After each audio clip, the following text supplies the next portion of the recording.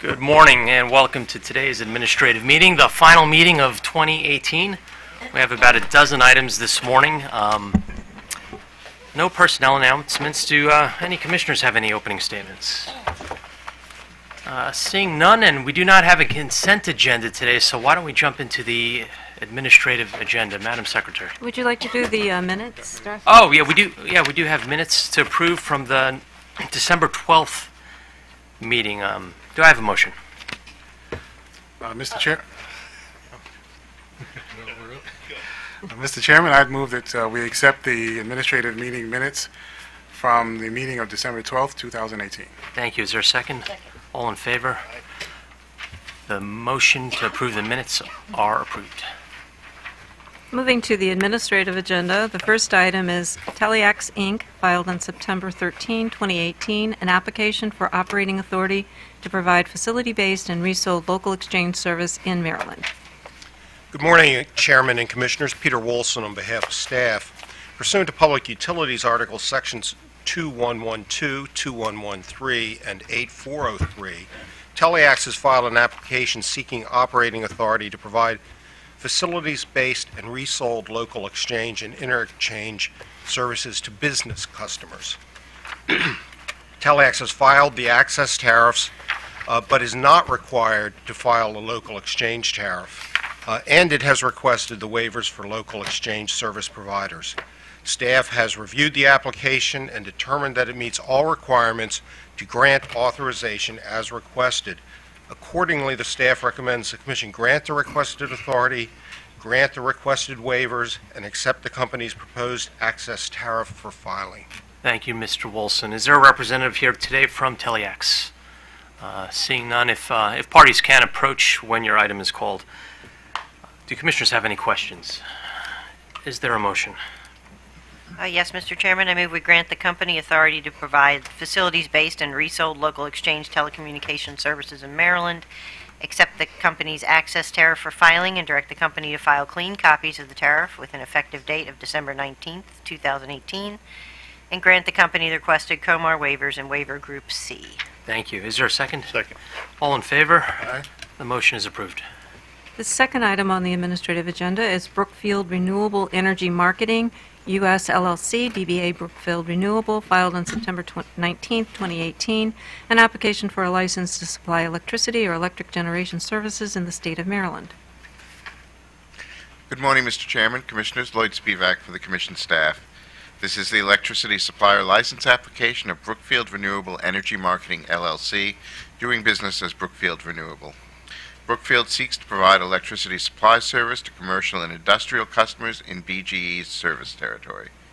By statute, the Commission has the authority and the obligation to license electricity and gas suppliers, and the applicant must prove technical and managerial competence, financial integrity, and willingness and ability to comply with applicable federal and state laws and regulations. Staff has reviewed the complete application and believes that Brookfield has met the requirements to be licensed as an electricity supplier. Brookfield has provided a $250,000 bond to meet the financial integrity requirements. Brookfield does not currently provide service in other states, so there is no complaint history. Staff recommends that the Commission grant the company a license to operate as an electricity supplier in Maryland.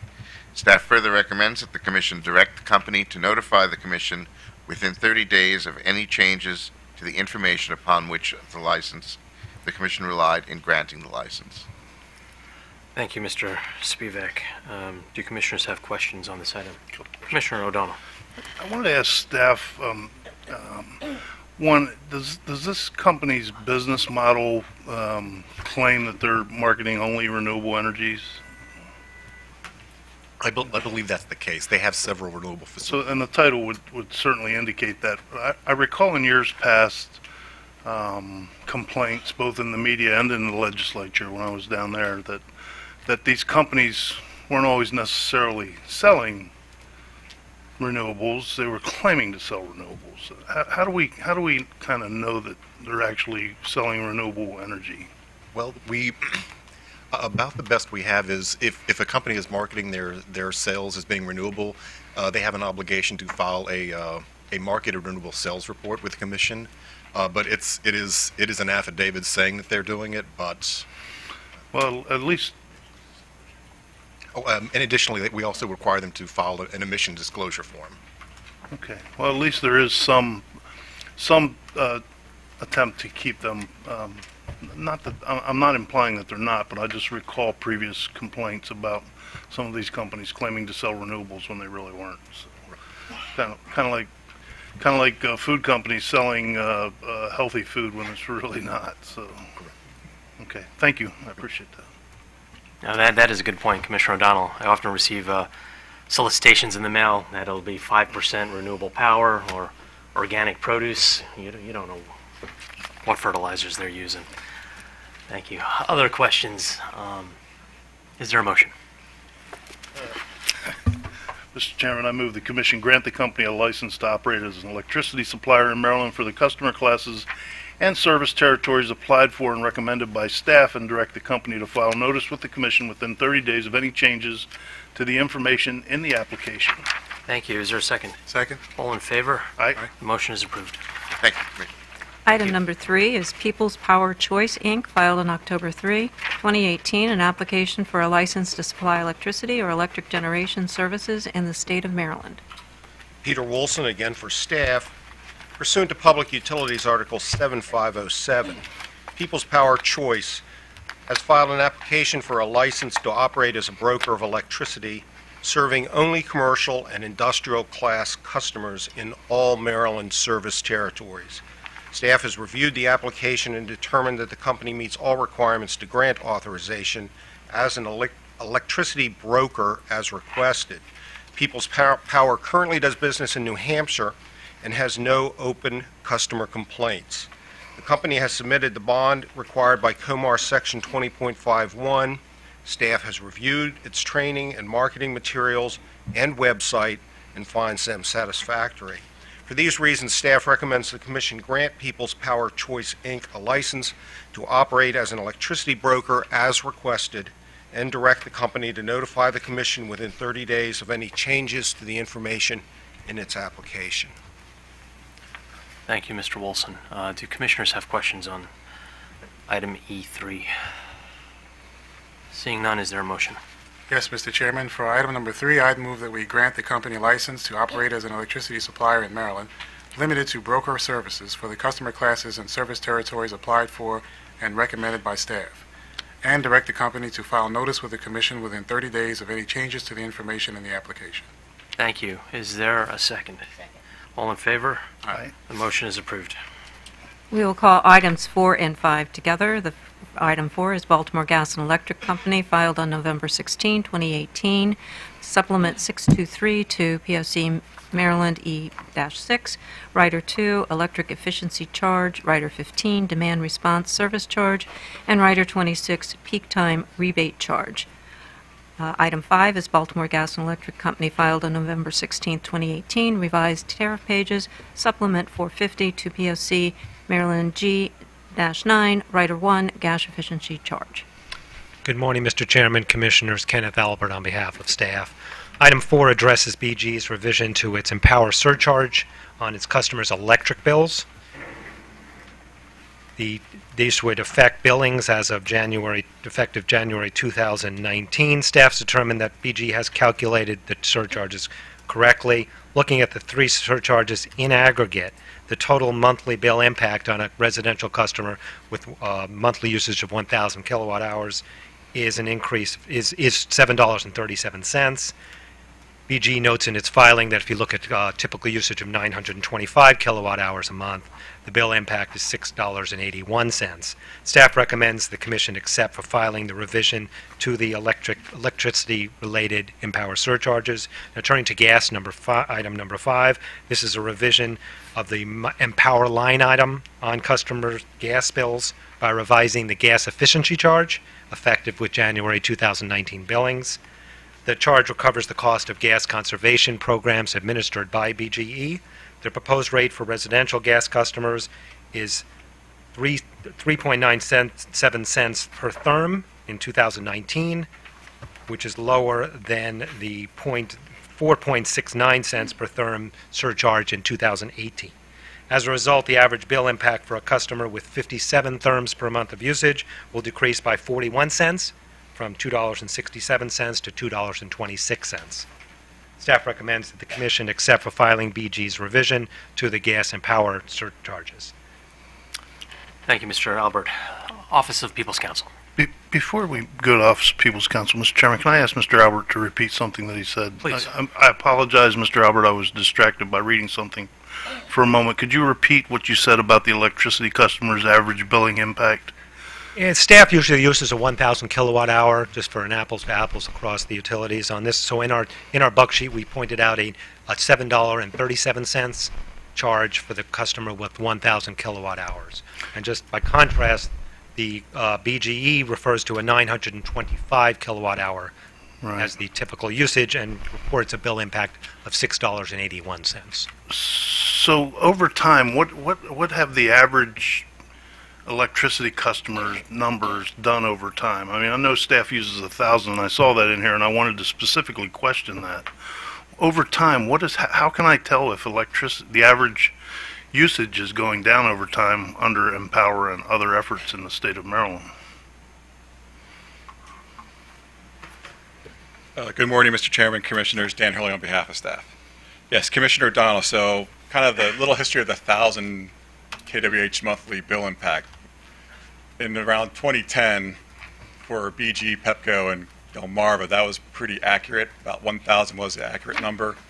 For Potomac Edison and for SMECO, it was more like 1,200 to 1,300 at that point in time.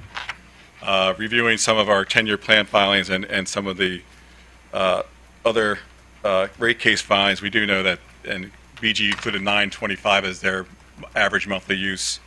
We know that Pepco is down to about 812, Delmarva is around 980, and then Potomac Edison and SMECO are both around 1,000 and about 1,100. So we have seen a decrease over time. Again, it can't all be attributed to Empower. There's other activities, other natural energy efficiency, such as change of codes and standards and things of that nature. But over time, since we've implemented this surcharge, the average monthly customer bills, our average monthly usage has come down close to about 100 kWh per utility company. So you're looking at 1,200 kilowatt hours a year, which is, you could say compared to the beginning of these programs, we're looking at customers on average are using less than 1 month's bill. So 10 years ago, it would have been 12 months out of 12 months, but now it looks like compared with these programs and other state activities, we're down to 11 out of 12 months.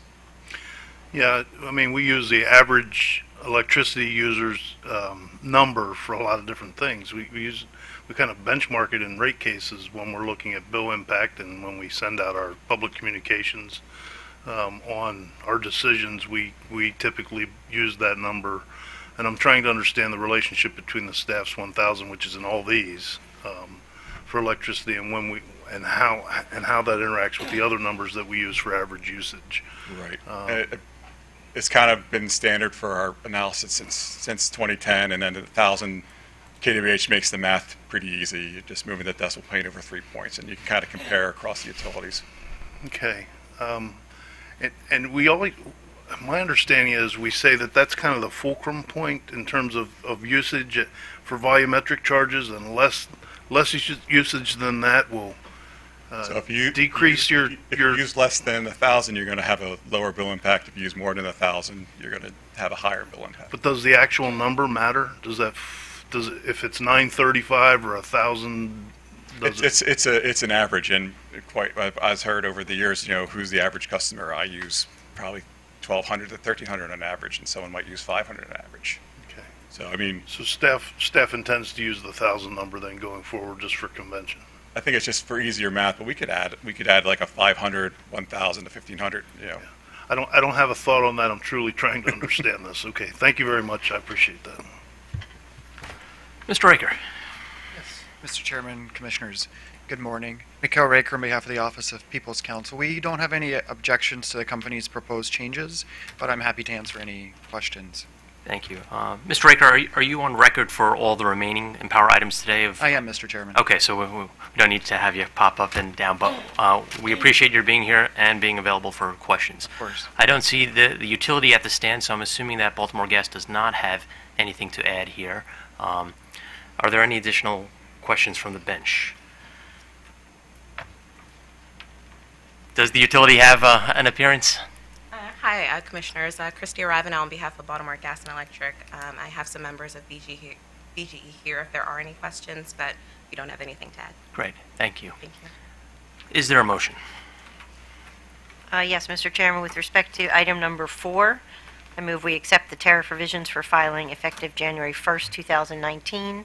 With respect to item number 5, I move we accept the tariff revisions for filing effective with January 2019 billings.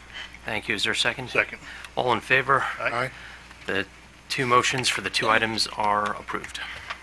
Item number 6 is Southern Maryland Electric Cooperative, Inc., filed on November 30, 2018, revised tariff pages.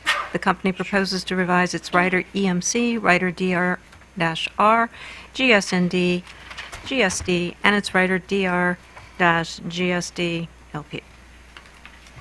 Good morning, Chairman, Commissioners, Michael Dean on behalf of staff. Item 6, a tariff filing by the Southern Maryland Electric Cooperative, updating its Empower Maryland charges on its various riders that were just mentioned. Under Public Utilities, Section 4-202 in the Electric Company Tariff is to list its schedule of rates and charges, terms and conditions, and policies and practices in providing regulated services similar to the prior Baltimore Gas and Electric filing. This tariff change updates the cooperative's Empower Maryland and demand response tariffs for the coming year. For residential service, the Empower Maryland charge is decreasing from $0.00591 to $0.00490 per kilowatt hour. Staff has reviewed the filing and determined that the charges were correctly calculated. Staff recommends that the Commission accept for filing the cooperative's proposed revisions to its Empower Maryland tariff effective for January 2019 billings. Thank you, Mr. Dean. People's Council's position is on record. Do commissioners have questions? Seeing none, is there a motion? Mr. Chairman, I move the Commission accept the tariff revisions for filing effective January 1st, 2019. Thank you. Is there a second? Second. All in favor? Aye. The motion is approved. Thank you. We will call items 7 and 8 together. 7 is Delmarva Power and Light Company, filed on November 15, 2018.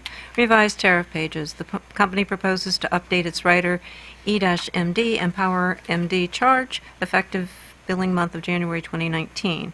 Number 8 is Potomac Electric Power Company, filed on November 15, 2018. Revised tariff pages. The company proposes to update its rider E-MD and Power Maryland charge. Good morning again, Mr. Chairman, Commissioners. Lloyd Spivak for the Commission staff. These are the PEPCO and DPL Empower Maryland surcharges. As with the preceding items, these charges are intended to recover and true up the costs of implementing the Empower Maryland programs the Commission approved last year for the various utilities. For Delmarva, the residential surcharge will decrease from 6.367 mils per kilowatt hour to 4.128 mils per kilowatt hour, resulting in an average monthly bill impact for a customer who uses 1,000 kilowatt hours of electricity of $4.13 per month. For PEPCO, the residential surcharge will decrease from 8.274 mils per kilowatt hour to 7.458 mils per kilowatt hour, resulting in a monthly bill impact for a customer who uses 1,000 kilowatt hours of electricity of $7.46 per month. For the DPL non-residential surcharge, that is decreasing from 7.793 mils per month to 6.294 mils per month. And for PEPCO, the non-residential surcharge will decrease from 6.588 mils to 4.907 mils per kilowatt hour. Staff recommends the Commission accept for filing the company's proposed revisions to their Empower Maryland tariffs effective for January 2019 billing. Thank you, Mr. Spivak. Office of People's Counsel position is on record. Do the commissioners have questions? Seeing none, is there a motion for these two items? Yes, Mr. Chairman. For items number 7 and 8, I move that we accept the tariff revisions for filing with an effective billing month of January 2019. Thank you. Is there a second? Second. All in favor? Aye. The two motions are approved. Thank you, Commissioners. Item number 9 is the Potomac Edison Company filed on November 30th, 2018, revised tariff page. The company proposes to update the Empower Maryland surcharge.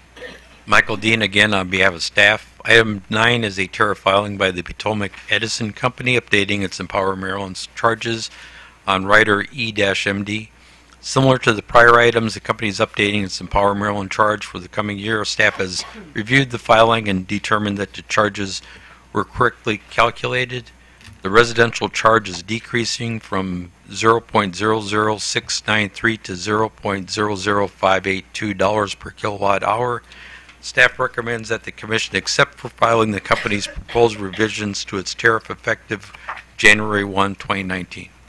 Thank you, Mr. Dean. Office of People's Counsel's position is on record.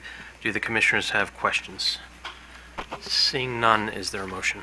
Yes, Mr. Chairman, I move we accept the tariff revisions for filing to become effective on all service rendered on or after January 1st, 2019. Thank you. Is there a second? Second. All in favor? Aye. The motion is approved. Item number 10 is the Potomac Edison Company filed on November 30th, 2018, revised tariff pages. The company proposes to update its cogeneration PURPA project surcharge. Good morning again, Mr. Chairman, Commissioners. This is a tariff filing by the Potomac Edison Company revising the cogeneration surcharge for the Warrior Run facility for the period January 2019 through December 2019. Warrior Run is a power generation facility built pursuant to the Federal Public Utility Companies Regulatory Act, also known as PURPA, which required electric companies to enter into power purchase contracts with non-utility-owned generation facilities called qualifying facilities under the Act. The Act required an electricity company to enter into a contract to purchase the qualifying facility's power at the electric company's avoided cost. The Warrior Run surcharge, which essentially collects the difference between the cost of the facility's electricity and its market price, is calculated in accordance with the settlement agreement in case number 8797, which required Potomac Edison to sell the Warrior Run output via a competitive bid process and calculate the Warrior Run surcharge as the difference between the revenues obtained through the bid process and the cost of power under the Warrior Run power purchase agreement.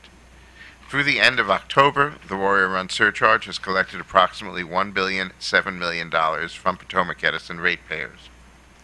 In 2007, the Commission approved an amendment to the settlement agreement which directs Potomac Edison to sell the Warrior Run output and capacity without middlemen into the PJM markets. Staff has reviewed the filing and determined that the surcharge was properly calculated under the amended settlement agreement. A nominal customer using 1,000 kilowatt hours of electricity per month would see a monthly surcharge of $8.61 per month, which represents a decrease of $2.85 per month from the surcharge in effect for 2018. Staff recommends that the Commission accept the revised tariff pages for filing with an effective date of January 1st, 2019. Thank you, Mr. Spivak. Is Counsel for Potomac Edison present today?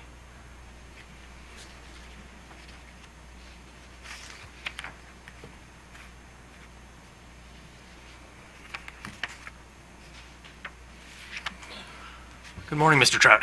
Good morning, Mr. Chairman, Commissioners. Just a quick question. So we have a QF facility here, Warrior Run. What type of a facility is this? Do you, if you know? It's a coal burning facility. It's a coal burning facility. So,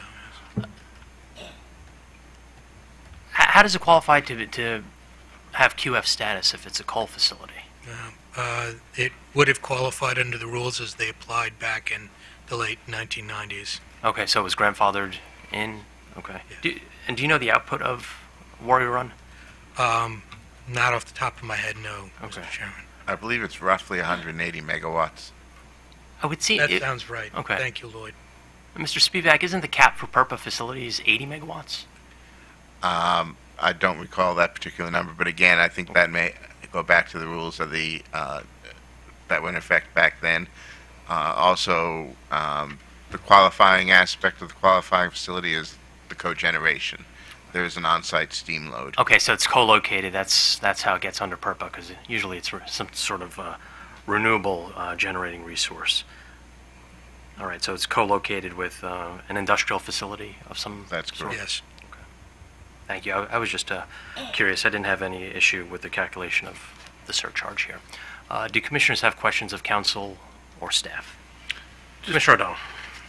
How long will this arrangement exist? Is there a end time to this? Very definitely, there is an end time. What is it? Commissioner, it's 2030. We're counting down We are indeed. every year. Very good. Thank you, sir. Seeing no additional questions, is there a motion? Mr. Chairman, I move the commission accept the tariff revisions for filing to become effective on all service rendered on or after January 1st, 2019. Thank you. Is there a second? Second. All in favor? Aye. The motion is approved. Thank Thank you, you. Commissioners. Trout, Mr. Spivak. Item number 11 is Constellation Solar MC LLC, filed on December 6, 2018, request to modify solar facility certification approval dates. Morning, Mr. Chairman, members of the Commission. Annette Garofalo on behalf of Commission staff. By this filing, Constellation Solar LLC seeks to modify the certification approval dates for 13 solar facility placed in service in 2015. These facilities were put in place to satisfy a condition of the Constellation Exelon merger, which required 30 megawatts of new solar generation to be installed in Maryland. No solar renewable energy credits were allowed to be used for compliance with the Maryland RPS standard until 2018 under the merger condition. Constellation states that it did not apply for certification as a renewable energy facility until 2017 to assure compliance with this merger condition. By this filing, Constellation requests that RECs generated in 2015 and 2016 be granted. Staff recommends that Constellation's request be denied. Under Comar 20, 610203A, a renewable energy facility may earn Maryland RECs after Commission authorization to establish a GATS account. Upon establishment of a GATS account, RECs are awarded to the beginning of the year of authorization. Approval of Constellation's request is inconsistent with Comar, and while increasing the supply of Maryland-eligible RECs would disincentivize renewable energy facilities from applying for REF status in a timely manner. The Commission denied a similar request of Next Era Resources LLC in October of this year, and staff recommends the Commission follow that precedent and its current policy and practice in this instance. Thank you, Ms. Garofalo. Do we have counsel for Constellation present? Good morning, Mr. Chairman and Commissioners. My name is Holly Rachel Smith, and I'm here on behalf of Constellation Solar MC LLC. And with me is Laura Dukliski, who's the manager of our environmental portfolio. First, I wanted to thank you for your prompt attention to this matter and to thank the staff for their thoughtful analysis. As you might be able to tell, this is a uniquely complicated situation and one likely never to be repeated. As the staff memo highlights, Constellation did not apply for the SREC certification for the 13 solar facilities until 2017 to ensure that none of the SRECs were used during the so-called restricted period that was created by the Constellation Exelon merger order. Constellation built the facilities on time, and they didn't register the facilities until it was timed with the lifting of the restriction. Admittedly, there was an administrative oversight on Constellation's part due to the complexity here. Constellation was overly focused on eliminating any possibility that it might sell the resulting RECs in the restricted period and missed an important guidepost as to what would happen based on the timing of its registration. Constellation is now unable to use those RECs, despite that the Constellation Exelon merger order said that Constellation would be able to bank the RECs from these facilities during the restricted period and use them thereafter. The retroactive certification request here is limited, that these facilities were built under a special restriction. Granting this request, based on the unique facts of this case, should not be precedent for other facilities that might seek retroactive certification of RECs. I think the Commission might be able to issue a narrow ruling that could grant Constellation's request without opening the floodgates to others that are not subject to a moratorium, as staff suggests would be a problem. Thank you very much for considering our request. Thank you, Ms. Smith. So you're requesting that the Commission produce a narrow ruling, but I'm still trying to understand what was the inadvertence. You said that the company was overly focused on ensuring that these RECs weren't registered untimely. Is that right? So we waited to register the facilities until 2017, so the RECs would not be in the account to be used by accident. And in doing so, we did not see that if we register the RECs in 2017, that the banked RECs from 2015 and 2016 would never be able to use. We just didn't have that vision. And of course, had we certainly would have found a different way to make sure that the RECs didn't leave the account. As far as the request, we've already, the 2015 banked RECs have now expired. We would have been able to use them in April 2018 for our compliance. So we've already lost them. So this request is focused on asking to change the certification date for Maryland of the 13 facilities.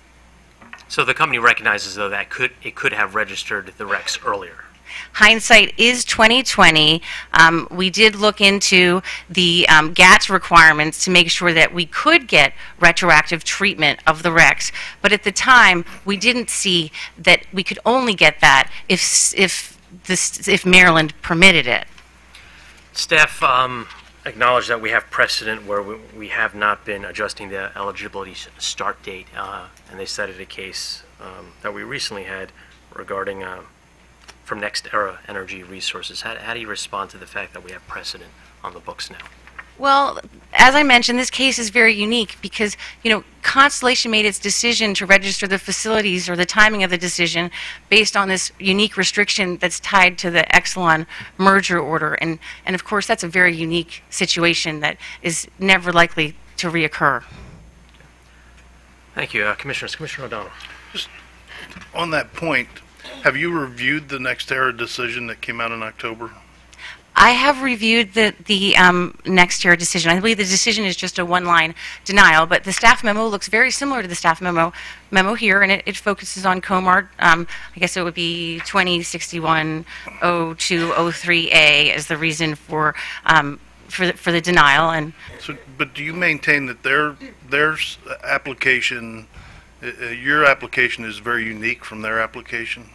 It's only unique in one regard, which is that I guess as I mentioned, we were trying very hard to make sure that we didn't run into the restriction that we that we weren't unable to sell the RECs that were built that issued from these facilities from the time they were built until 3 years.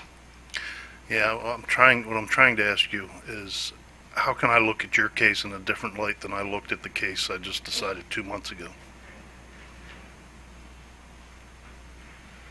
Hi, I'm Laura Dekluski with Holly. And I manage our environmental portfolio that manages the RECs. And I would say that the difference is due to the restriction, and we have quite a few solar facilities that we've registered in Maryland before, and we always register them immediately after they've been built. But in this case, we were very focused on compliance because that's one of our core values, and so we wanted to make sure that we were compliant with the merger order. And to do that compliance, this was the way we decided to be the most conservative. But in other cases, we would always register the facilities immediately so that we could be generating RECs as soon as it's online.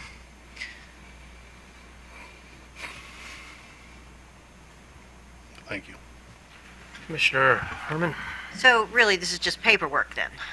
You just didn't do the paperwork, and you were concerned that you couldn't keep track of these RECs separate from other RECs? Is that? Yes, we have hundreds of thousands of lines of data that are in our accounts representing RECs, and to go through them and make sure that you can only tell the merger RECs related to the facility's name, and we were concerned that it could just accidentally be chosen and we would be non-compliant, which we really wanted to to avoid. So to do that, we decided that you wouldn't even see the certification of Maryland until we were able to use the RECs, so that it could not inadvertently be used in Maryland for compliance prior to the eligibility date. Okay, thank you.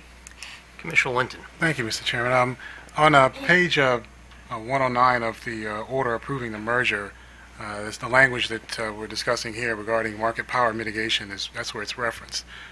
There's a section there immediately after the one we've quoted, or that's been quoted rather, that references a report that Exelon is supposed to file on an annual basis by no later than April 1st. Has that report been filed with the staff since the merger has been completed? Thank you, Commissioner Linton. I believe that as we've cataloged in footnote 5, that we have filed a report on March 31st, 2016, and also, I believe, in 2015. And so what was the treatment of these RECs in that report? So the report just listed the facility name and the quantity per month of generation. So it was more of just a data of what's available for use. All right, thank you. Thank you for the company for these arguments. I do not find that the company has shown good cause to depart from our standards and the COMAR regulations to warrant an adjustment to the eligibility start dates for these RECs. It does appear that it was a genuine administrative error that the company wasn't familiar to handle in light of the merger conditions, and out of an abundance of caution, the company withheld registering these RECs timely. But for the administration and sort of consistency between our other providers that receive these RECs, I don't find good cause to support the company's request. I would ask if there's a motion, unless other commissioners have a statement. Is there a motion? Yes, Mr. Chairman. For item number 11, I would move that we deny the company's request to adjust the eligibility start date for its renewable energy facilities. Is there a second? Second. All in favor? Aye. The motion to deny the request is approved. Thank you. The last item on the agenda is item 12, Fuel Fund of Maryland, Inc., filed on December 7, 2018, request to expend principal of quasi-endowment fund for bill assistance, case number 9271. Thank you. Good morning, Annette Garofalo again.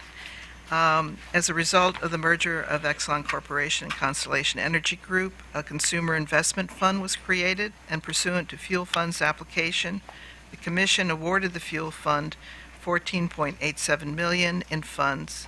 Fuel Fund's original CIF proposal detailed 3 programs, one of which was designated as a quasi-endowment fund and termed the Energy Assistance Fund.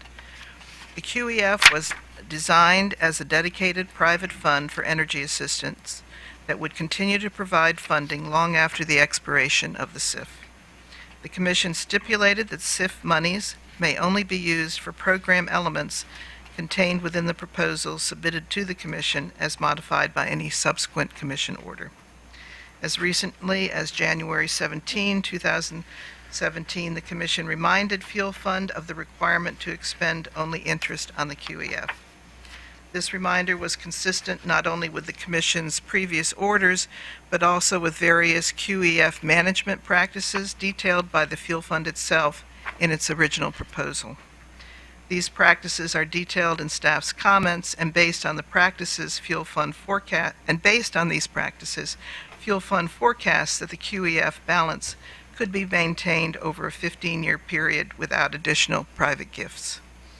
By this filing, Fuel Fund is requesting retroactive approval to spend approximately $1.2 million of its quasi-endowment fund principal and authorization to use the remaining QEF balance for bill assistance. Fuel Fund's expenditure of approximately $1.2 million of its SIF-funded QEF principal is inconsistent with Commission orders and with the company's approved CIF proposal. Fuel Fund states that it has been withdrawing funds from the QEF in order to maintain the elevated level of support made possible by the non-QEF SIF funds, and requests authority to fully use its QEF balance to provide grants. Fuel Fund maintains that absent Commission approval to fully expend the QEF, it must rely solely on the interest and capital appreciation generated by the QEF, in addition to its in-house fundraising efforts for bill assistance.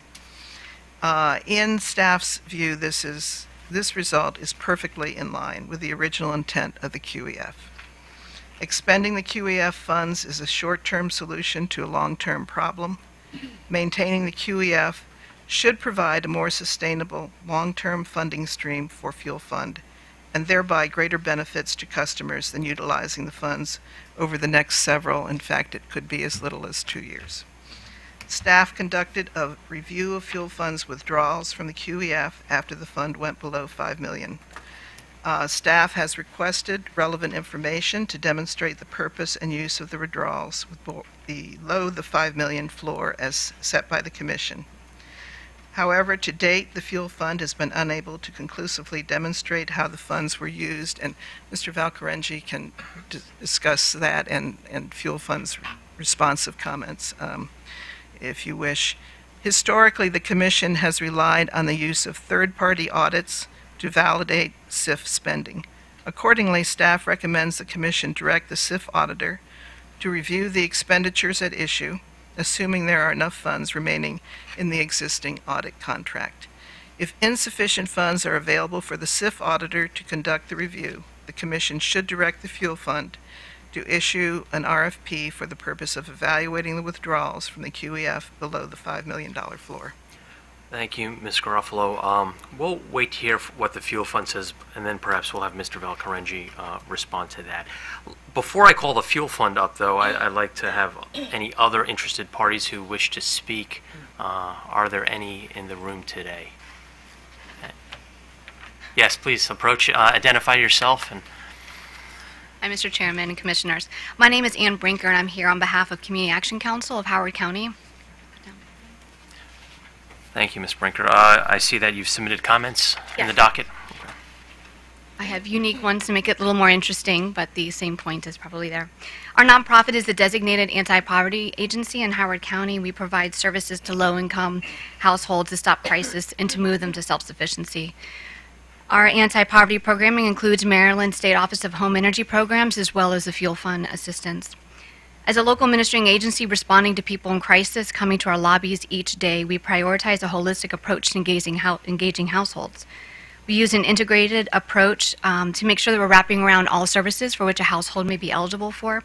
So we not only provide energy assistance, but also food, early childhood education, housing assistance, and other programs in order to reduce expenses in the household so they can maximize the dollars they need for bills while working towards self-sufficiency. In order to provide Office of Home Energy programs, our staff access BGE system and state systems to verify accounts and household eligibility. Having to navigate through a Fuel Fund's unique data system in order to secure BGE credits, and now no longer any other support, results in time that client-facing staff must use to navigate unnecessary systems to provide assistance to clients in an acute crisis. Local agencies like us are already providing energy assistance, working with BG&E, and engaging our local community to raise private funds to resolve bills. There's great duplication in the system currently in place, which is causing programmatic and administrative burden. As you're aware, too, complicating this is the fact that Fuel Fund has terminated its financial support, administrative and programmatic, to all of the providers. I'm here to respectfully request that prior to allocation or the approval of the request, that the PSC monitor the funds as previously allocated to the Fuel Fund and take a deep dive into management of those funds. I ask this monitoring include a comprehensive organizational assessment to determine the health and standing of the organization and its critical areas of infrastructure, functioning including mission, board governance, strategic planning, external relations, finance, and program implementation evaluation. Looking forward, it's imperative to understand whether the organization's existing models continues to be conducive to the needs of the vulnerable residents of our state, or whether the existing model allows for the maximum utilization of BGE credits and SIF grant dollars that have been designated to support low-income families. We believe that a review of Fuel Fund's model will provide great insight into needed improvements that result in more families much more quickly accessing BG credits and a reduction in duplicative administrative processes that offer no value to agencies or low-income families.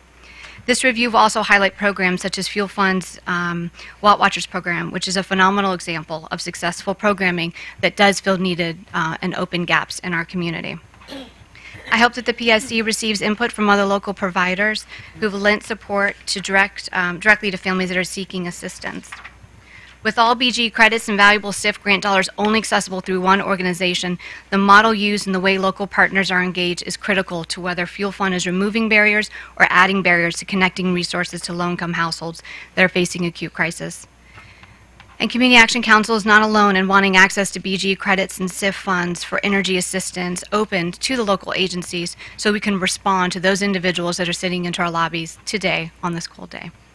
I thank you for the opportunity to provide comment during this hearing. Thank you in advance for your monitoring of critical programming intended to help the most vulnerable Maryland families. As a partner in energy programs, it is our collective responsibility to the families we all serve that require the monitoring of fuel funds, SIF funds, and the rethinking of the overly complicated system currently in place for accessing BGE credits and SIF funds. Thank you for your consideration. Thank you, Ms. Brinker. The People's Council.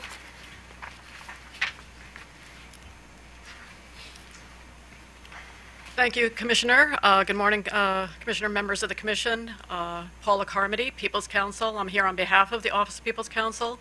I did submit a letter earlier this week on behalf of the Fuel Fund in its petition. I did make I won't go through those comments, but I do want to recognize that for the Commission there is a balancing act that you're being asked to make. I certainly recognized in my letter that there are probably a number of questions and concerns that you as commissioners may have for the Fuel Fund in terms of how this specific matter occurred over the 2018 time period and specifically.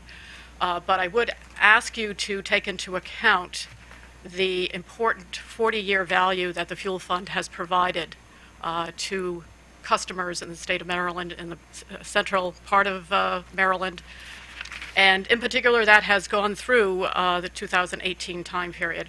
My office has worked with the Fuel Fund going back to the 1980s. I, in fact, have been certainly involved with the Fuel Fund and other energy assistance agencies since I started with the Office of People's Council back in 1988, 30-year time period.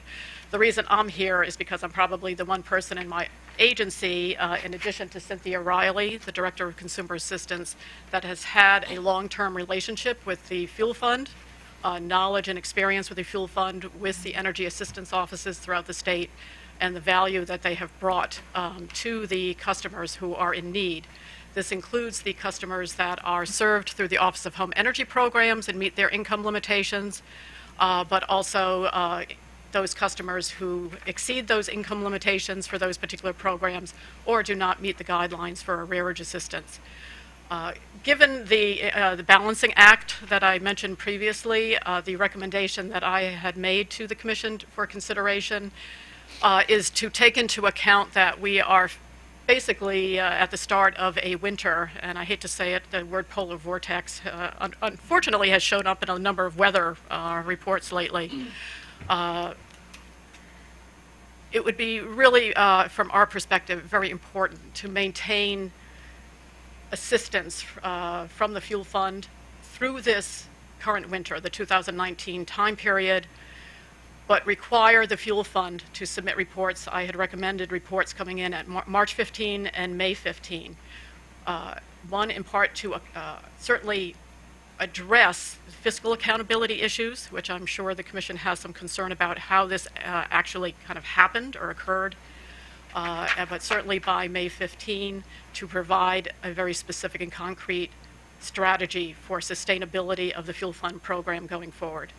My real concern is that without a grant of at least partial relief, the Fuel Fund will not be able to move forward basically past December 31. And we may see a situation where that source of financial assistance for families in crisis, may either need to severely curtail its activities, and I would hope would not shut down, but certainly it would not be able to provide anywhere near the assistance that it has in the past. So I would ask you to consider the recommendation. I did see the Fuel Fund filing that was made late yesterday afternoon. They indicated that they would agree with the recommendation that we had put forward. And again, I would just ask that you consider that as a partial relief on behalf of the Fuel Fund, on behalf of the customers that we work with on a regular basis with our Consumer Assistance Division, and kind of avoid a further crisis this winter time. Thank you. Thank you. Good morning.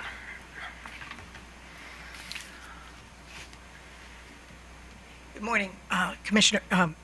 My name's Mary Ellen Vani, and I'm a former employee of the Fuel Fund. And I was engaged in writing this proposal for the Commission. And we really had a very good plan there. And the Fuel Fund itself, at its core, is an excellent organization. And so I just reiterate what Paula just said, to take into consideration the many years of assistance that the Fuel Fund's been giving to people for all this time.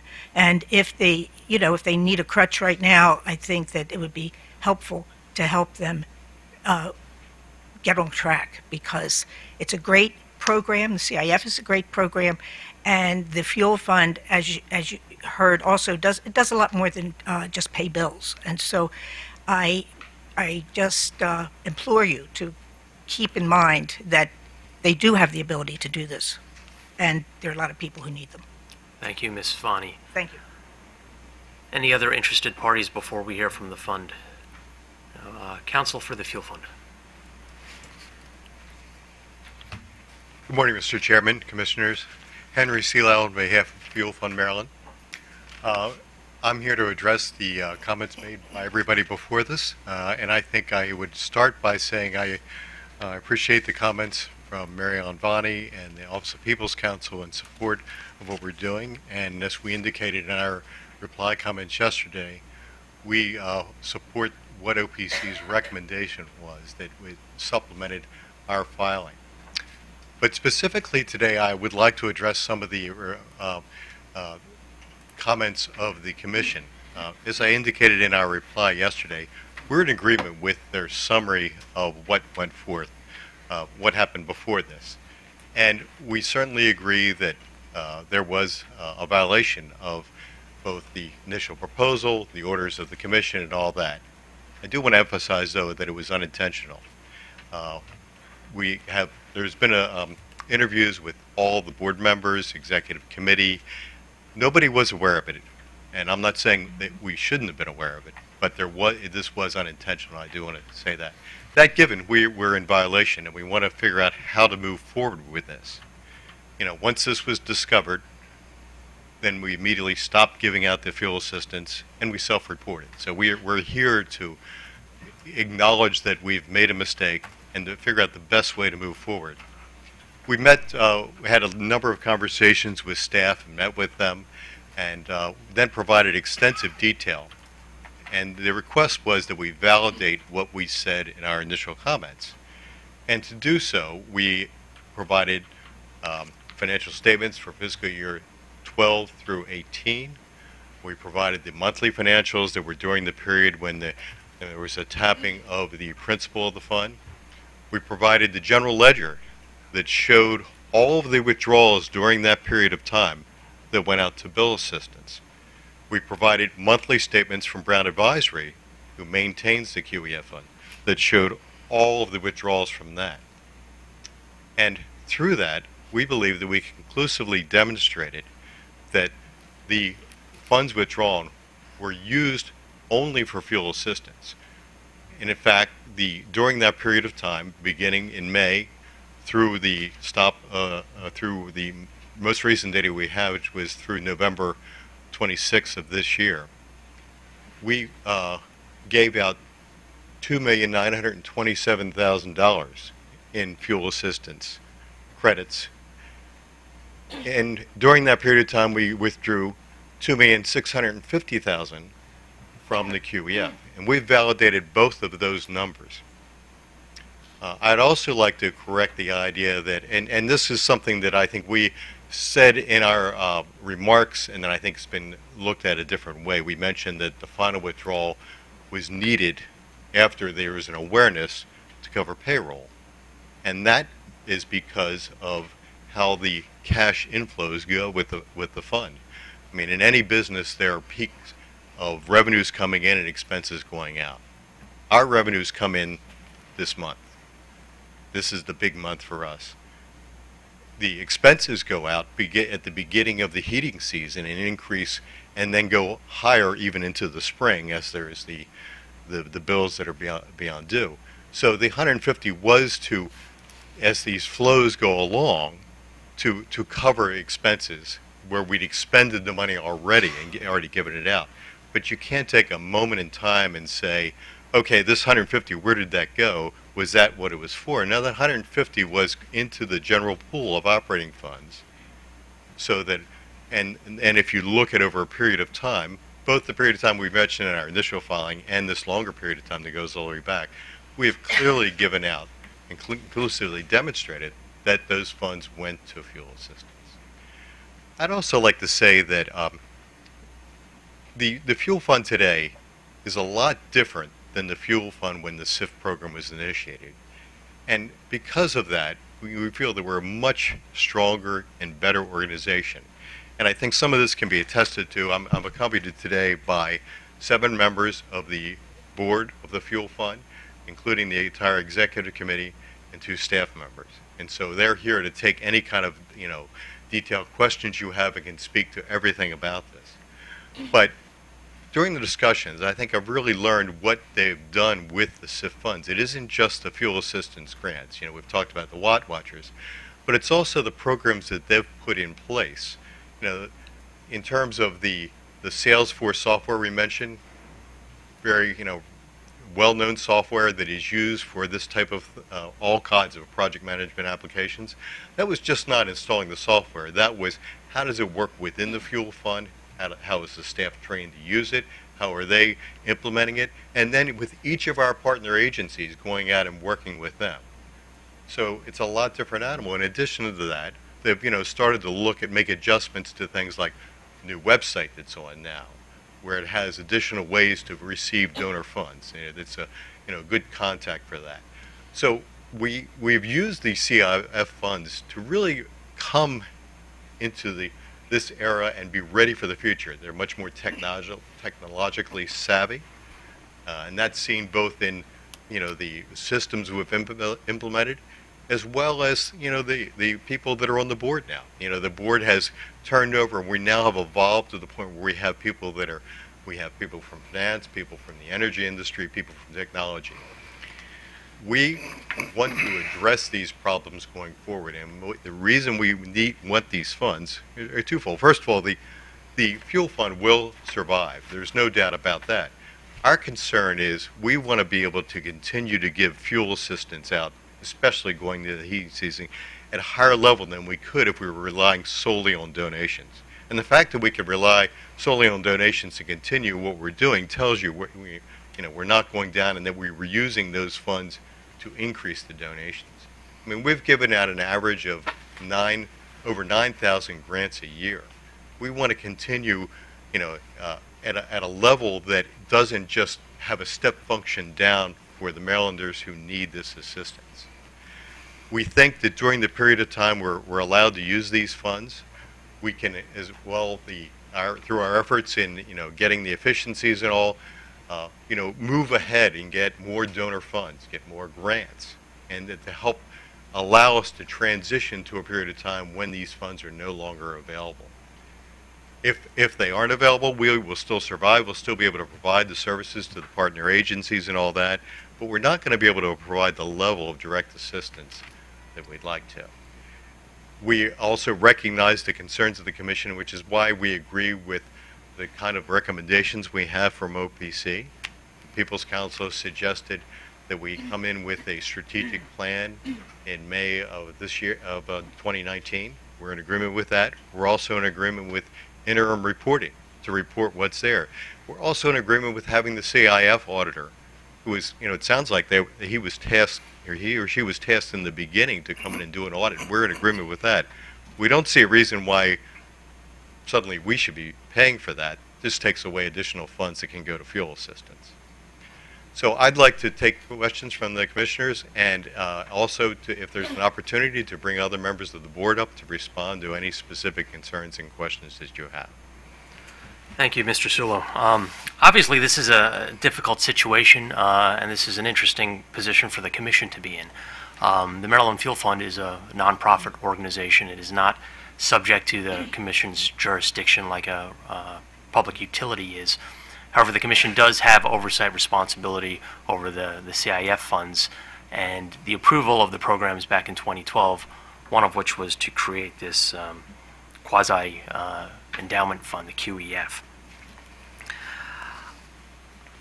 I've read the supportive comments that were filed by a number of parties through the fund that were filed yesterday. I've heard the comments of Office of People's Counsel, and I recognize that the fund has provided to many needy individuals over the past 40 years. My interest is to make sure that the fund will continue to do so for the next 40 years. I haven't yet heard, though, Mr. Sulo, how did we get to a place where we find you before the Commission today? And I recognize you're providing your services pro bono? Yes. Is that right? And we have a volunteer board for the Maryland Fuel Fund.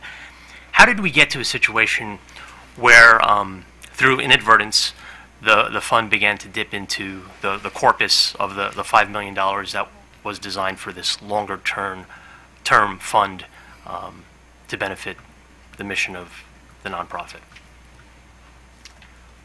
My understanding, and this is through interviews conducted with all the executive committee and other board members, that for some reason they didn't know that this couldn't be tapped in the long run. And we've said, rehashed, I don't need to rehash all the reasons we mentioned, that they didn't see the orders, unaware of the initial proposal, restrictions. I think part of it is with turnover in the board as the board has evolved, and even we did as well interview an individual who spoke when the final report was out, who was involved, who said he had no idea about this. So we missed it, and we should not have. And we recognize that even though we're not regulated by the Public Service Commission, you have jurisdiction over those funds. You have oversight and responsibility to make sure those funds are there properly. So there's no doubt we made a mistake, and I think it wasn't until we decided to really, as part of a strategic plan moving forward, to look at other sources, and it was suggested, well, let's go back and read everything to make sure we're not making mistakes. And that's when we found out. And I would note it was just not that footnote 44 in one of the orders. Oh, I no, believe. two footnotes and the initial proposal. Right. And I think we've issued 4 orders related to the fuel fund since 2012. I was taking a look at the balance sheet that you filed back on December the 6th, and the debits that occurred to the QEF since then. Is it my understanding that the board voted to stop any additional disbursements from the QEF in September? Yes. Okay. If the board made that decision, who authorized the disbursement of $150,000 on October 31st, after the board said no more withdrawals from the fund? I believe it was the executive committee, or was it the full board? The full board, and Okay. recognizing the dip. So I think we touched on it in the initial comments, but there was the interim, the then executive director informed the board that he had a cash flow problem, that he was managing to the budget and wasn't really watching the cash, and therefore did not have the necessary cash. So as an emergency basis, the board then voted to use those funds to make sure they could continue to provide it. Now, again, it's not that they're using funds that would have gone to somebody else necessarily, because those funds had already gone to somebody else along the way, so it's that ebb and flow. But that's how it happened. And I recognize you make that argument in the reply brief that you filed yesterday, the fact that it's cyclical, there's sort of a flow issue going on here. Although I would question whether or not these funds should be commingled and whether the dollars are fungible. QF dollars were supposed to be some type of a lockbox. Would you agree with that? I would agree that that's the way it was set up, yes.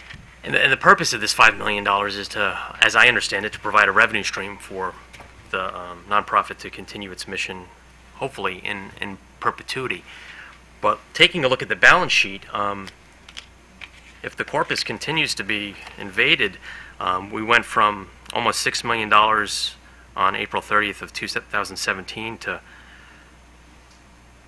$3.7 million just a week or two ago. As staff counsel said, at this rate, the money will be exhausted perhaps within the next two years. What is the fund's position to stem this or replenish the fund so it returns to its $5 million required minimum?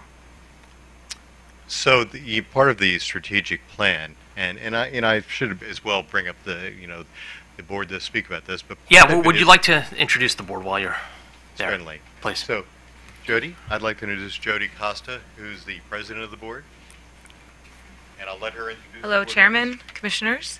I have with me today Mark Sloan. I have Treasurer Sean Joseph, VP Bob Frazee, Frank Leonhardt, Board Member Stacy Worth, Treasurer, and Sean Dunphy, Board Member.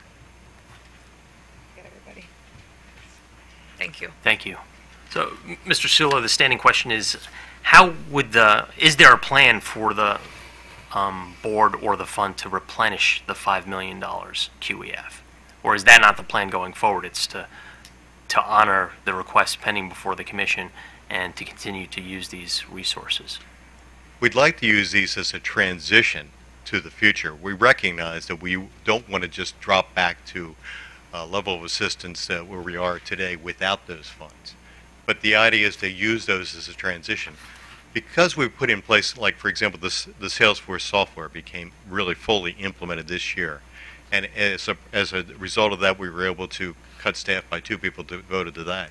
As well, they're looking at reorganizing exactly how things go. This will all be part of the strategic plan that we proposed to present to you. But this really started this summer when they discovered the error. The idea was, what do we do to ramp up our donor, pool? So I don't think we mentioned there, but traditionally they had a lot of donations coming in through the envelope campaign. It's gone to online.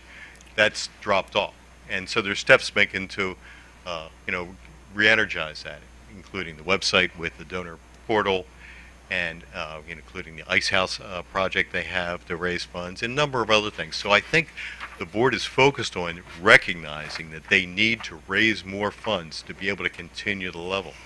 They're just concerned about going down, and part of the reason that maybe it wasn't as immediate to them was that there was always the assumption they could use those funds.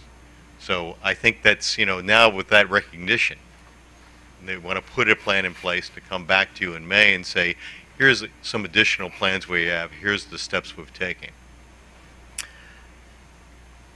It's my understanding that since the disbursement of $150,000 on Halloween, there's been no additional withdrawals from the QEF.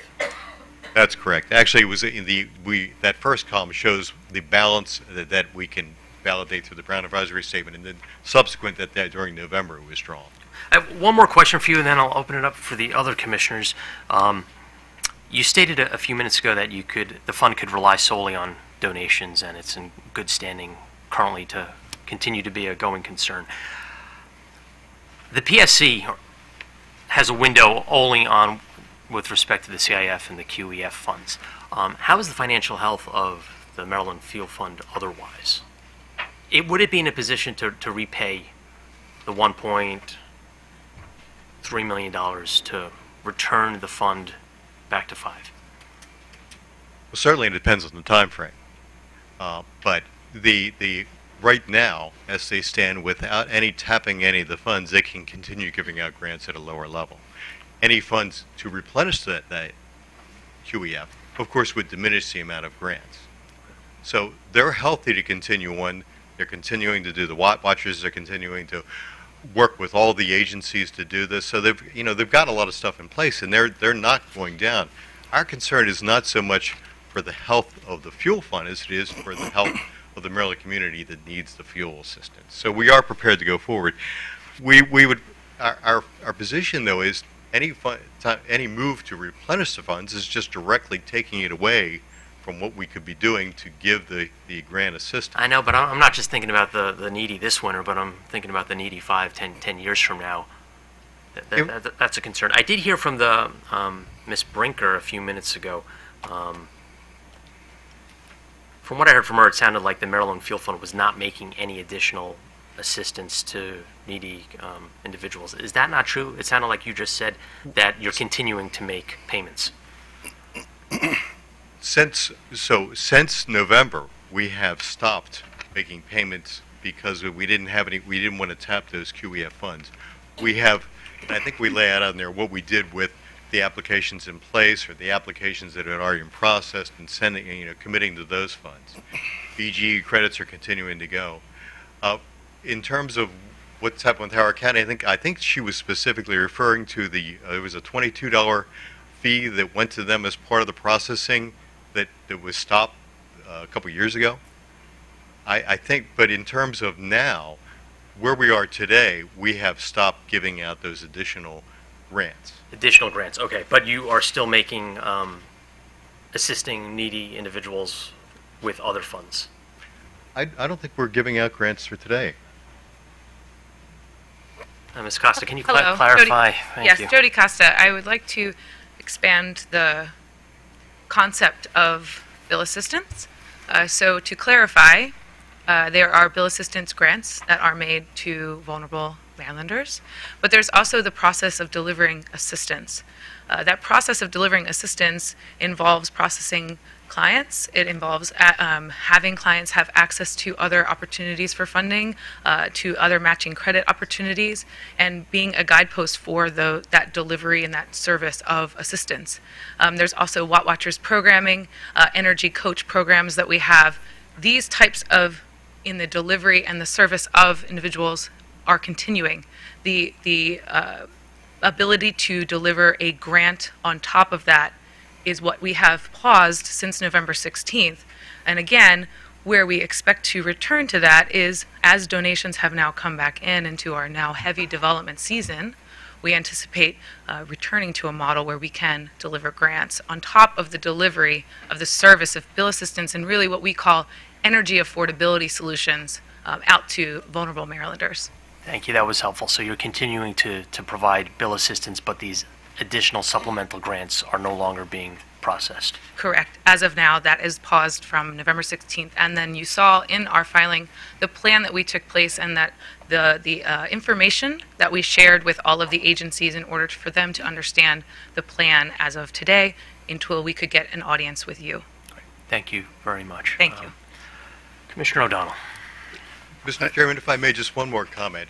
With regard to your saying what would happen if we had to replenish it, just to think about what the effect would be. So to put back the 1.2 million, in effect, would allow us to then have 1.2 million that we could take interest from that. We assume 5% interest. We're talking about it.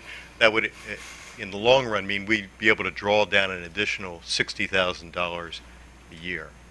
So the question is that really going to help the fuel assistance people, or are they better served by, not taking away that 1.2 million that can go out now? So we think that putting it back is going to harm not only those individuals, but also, But wasn't that the plan, to have a long-term endowment, not a rainy day fund where you could use this winter or next, but to carry the fund?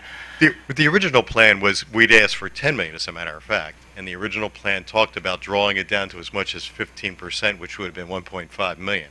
So that was the original plan. I'm glad we didn't approve that plan because I'm not sure where we would be today. But under the 5 million plan, you could withdraw up to 10%. Is that right? Is there a 10% threshold?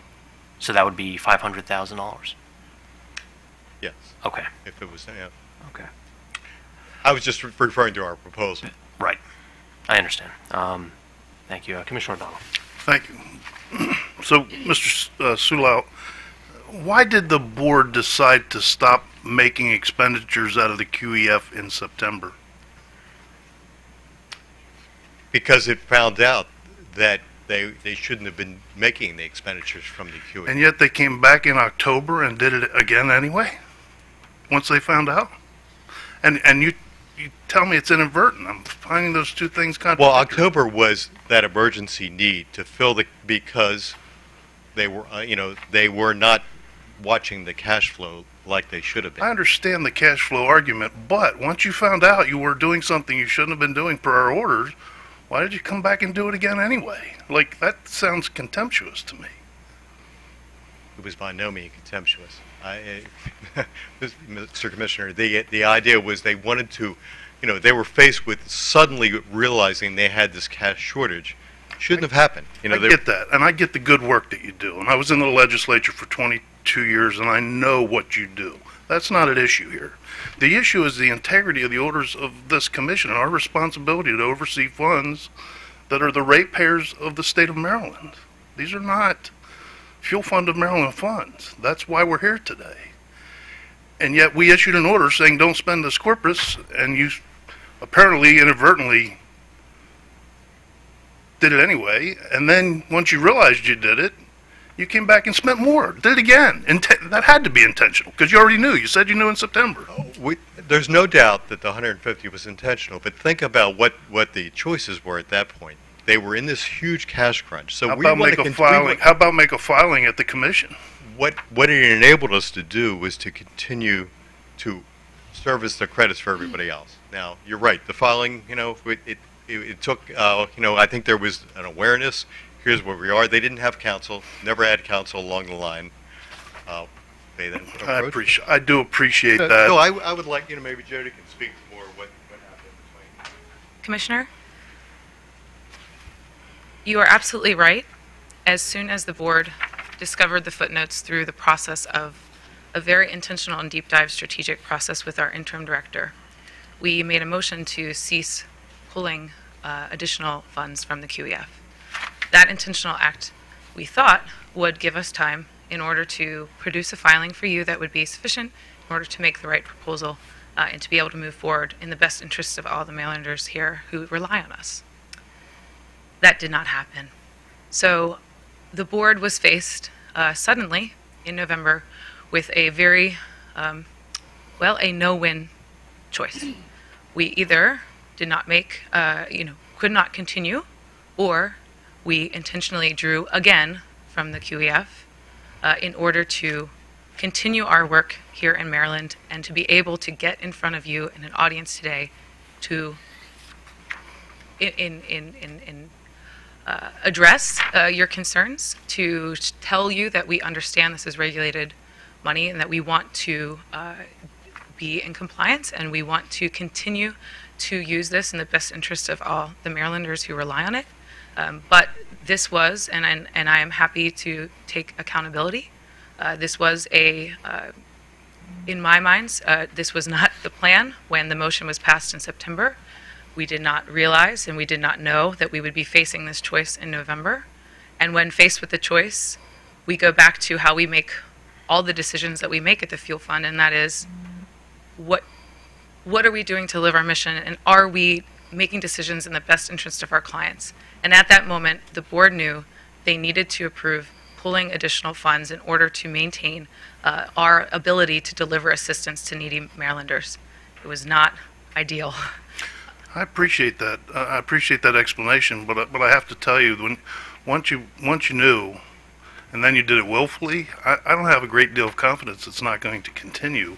And it almost feels to this commissioner, and I only speak for myself, that you're in a better to ask for forgiveness than permission mindset, a mentality with these monies. This is not our mindset, and today this is why we felt that this was important to show all of the support and strength that we have here within the board, and to produce a filing that was worthy of your attention, to produce documentation that would fully explain the history, but also to work here together on a path forward. And that is our proposal that you see in our filing. It's also the reason that we agree with People's Counsel, and we would like to leverage their modifications and to agree with what they have presented in terms of oversight and in terms of being good stewards of the regulated funds. Let me ask you about your 2012 proposal. In your 2012 proposal, I think the Fuel Fund of Maryland laid out 5 kind of managing practices for its proposal. And the 5th one that I have on page 4 of the staff's buck sheet says this: up to 10% of the QEF's beginning fiscal year balance may be released for up to 3 additional years, but FFM must restore the additional expended funds within 18 months. I'm hearing your attorney kind of intimate you don't want to keep that original commitment you made to this commission back in 2012. So what's your posture on that? Do you want to keep that commitment, or do you want to change that commitment on the fly here? Well, I certainly don't want it to appear that that is the case. Please allow me to reference what you just pulled up. It's the proposal, you say on page 25? It's page 4 of the staff's buck sheet. Oh, It's a continuation from page 3, which lists the fuel fund detailed numerous QEF management practices in its proposal. It lists 5 of them there, and the 5th one is what I just read to you. Thank you for your patience. Up to 10% of the QEF. And it talks about repayment of the fund. And you just laid out an argument, Mr. Sulau, that argues not for not repaying these funds. So I'm asking, are you changing your commitment to us on the fly at the microphone, or what? Those look like commitments to me. And this is 2012? That's correct. When the fund was created. So I'm certainly not changing it on the fly. I'm speaking to where we are today, and we acknowledge that we violated what went on both in the orders and the original proposal. But where we are today is we have those choices. We can repay it, and that it's the effect on the other people. It's the effect on what's happening. Yeah, but those were your board's decisions, not ours. I know it has a deleterious effect, but so those funds have gone to help people. The people who need the help were put in danger not by our decision or decisions, but by your board's decisions, in my opinion.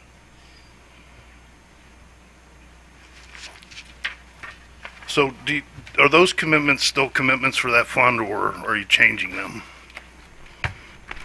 We're here today to ask that we do not have to repay the funds. And in terms of commitments to providing, to service to the people, it's there. We recognize we made the mistake. We don't see that the Marylanders will benefit today from repaying the funds. Marylanders won't benefit long-term Commissioner, if we make a decision. Excuse me, I'll let you speak in a second. Marylanders won't benefit long-term because you want to change the intended purpose of these funds in hindsight, and we should do this in a proactive way, not in a reactive way. And the credibility, once you knew that you had violated the parameters of the funds and came back and did it again anyway, regardless, without filing with this commission, it's offensive to me. I really appreciate your comments. I would go back to our proposal and our agreement with People's Council. We believe that those types of questions would be best addressed in a strategic plan to be delivered on May 15th, I believe is the date that was recommended. That would give us an opportunity to vet all possible outcomes and to make a Maryland or customer-centric decision based on where we are today. The Fuel Fund certainly is a different organization than when the original proposal was put in. We certainly believe in keeping our commitments, that we just ask that we have time to vet out all outcomes, and in doing so produce a strategic plan that would be appropriate to you. Does the Fuel Fund of Maryland receive appropriations through the budgeting process in the state of Maryland for indigent folks at all? There's nothing there. Nothing comes from the state. No pass-throughs from the federal government. I see shaking of heads. Okay. I see shaking of heads, too, for the record, Mr. Chairman. No. Okay. Commissioner Linton. Thank you, Mr. Chairman. Having worked at some level for the last 20 years with the Fuel Fund, this is unfortunately one of the more unfortunate matters we've had to look at from my perspective. I did have a couple of questions for the fund, but I wanted to first start with a couple of questions for our staff. We're looking at the staff's buck sheet.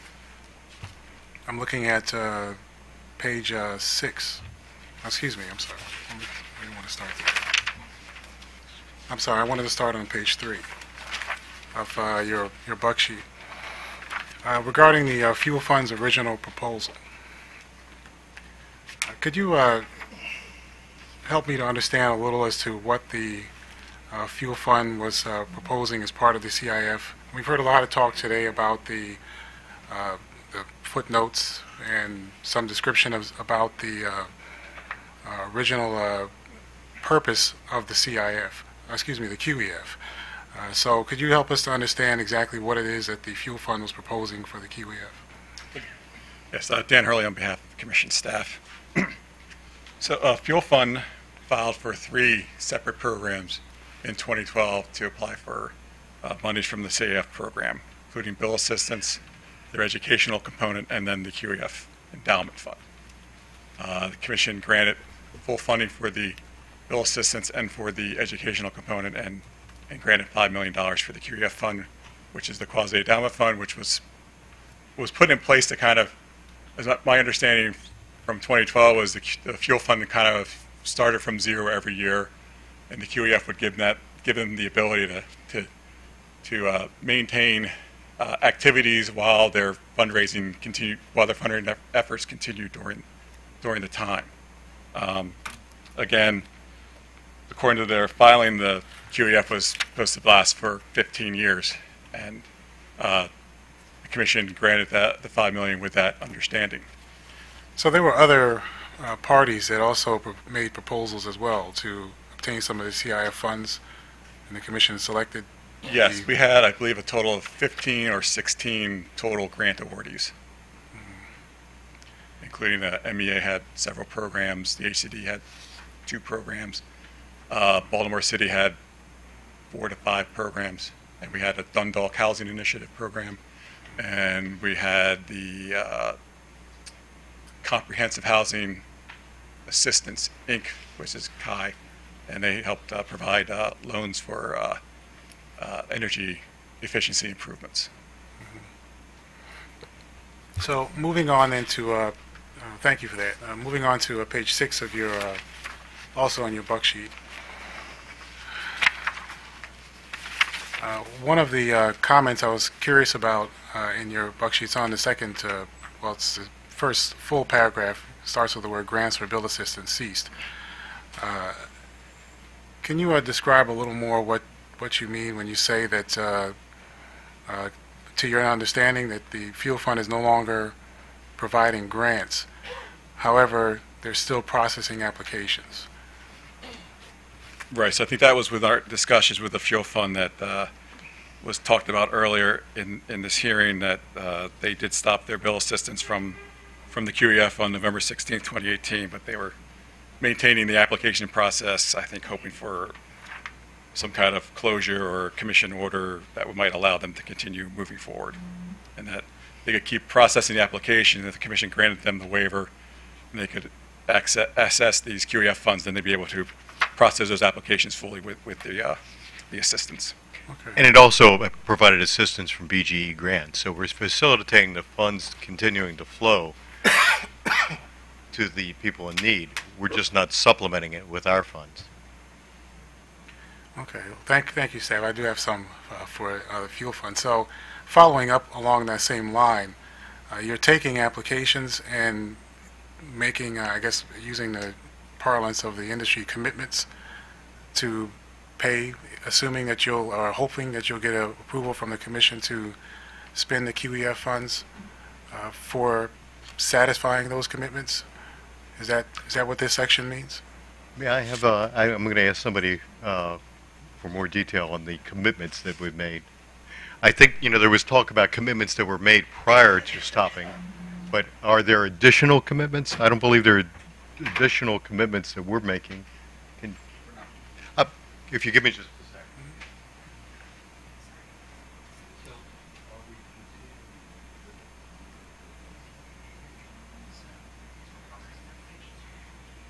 any commitment we're trying to fulfill.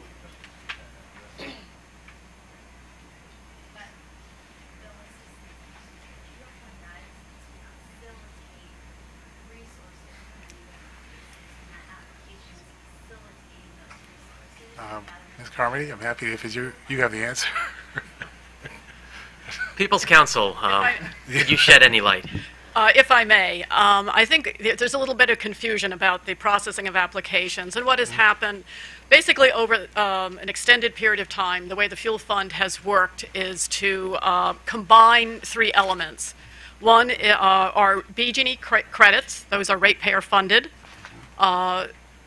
Contributions from the customer, him or herself, which they can acquire through their own dollars or through other sources of money, churches or private donations. And those two components are matched with a Fuel Fund direct assistance component. So it's a three-legged stool. And so what is happening currently is that you do have the processing of applications. The BG&E bill credits are available. Again, those are ratepayer funded. And the customer contribution, and again, this can include donations from churches or other private groups, are provided. The missing element is the third leg of the stool, which are the direct assistance dollars. I think you've seen reference to averages of like $250. That piece is missing at present. I hope I described it correctly. I should have begged your indulgence for coming up, but I thought that might help to explain things. Thank you, Ms. Carmody. Thank you. So along those lines, then, for the applications that are being processed now, and my understanding, based on your earlier comments, is that the Fuel Fund is continuing to process applications. That's correct. And you're still taking or offering the credits from the utility. That's correct. So, and are there other funds that are being coordinated at this point? Hello, my name's Cami Cuttle. I'm the Director of Affordability Solutions for the Fuel Fund of Maryland. So to process an application means that we facilitate the assistance from different members and stakeholders within the community. One of those being BG&E credits. And the second one of those is anyone that is a non-governmental entity that is giving a grant on behalf of the client. So that might be several different churches, community organizations, neighborhood networks, any non-governmental entities that make a payment on behalf of the client. BG&E also matches that as well. So we facilitate all of those credits and all of those grants. So when we say that we are processing applications, we're doing the facilitation. The only void is of the Fuel Fund $250 grant. thank you. So where I'm trying to get to here is what type of exposure is the Fuel Fund looking at now with current applications that have already been processed, where this credit has been applied, where you've received all the matching grants from the customer, payments from the customer and grants from any third party that it comes from. And you're still taking these applications. So what type of, assuming the commission were to grant your request, what type of impact would that have on the fund? How much money are we talking?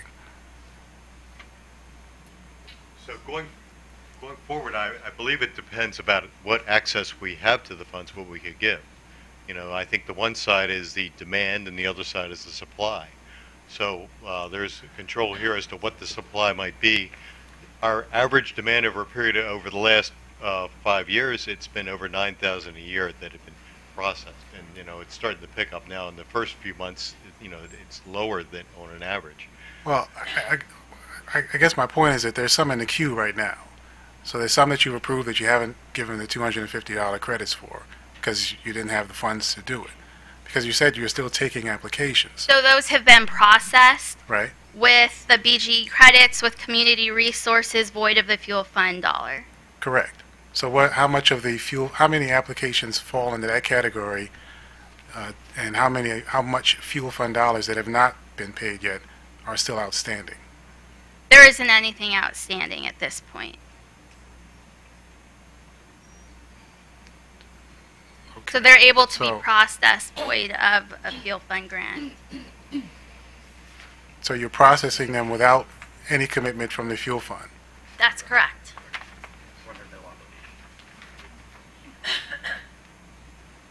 Good morning. Sean Joseph, Treasurer of the Board. So I think basically what we're saying is that we're able to, with agreement with BGE, still be able to process applications and for the clients to be able to receive BGE credits without us having an obligation to provide further grants, our portion of the grant. Is Yes, BGE we have fulfilled any outstanding commitments that we had prior to November 16th. So for those customers, is BGE expecting that there will be a payment from the fuel fund? Yes. Okay, so how much is No, that? no. They're not. They're in agreement that that they would provide the credits without fuel fund matching dollars. So whatever the clients are able to bring, they will bring to the table. The BGE will match that 50 cents on the dollar, and then there's no obligation from the fuel fund.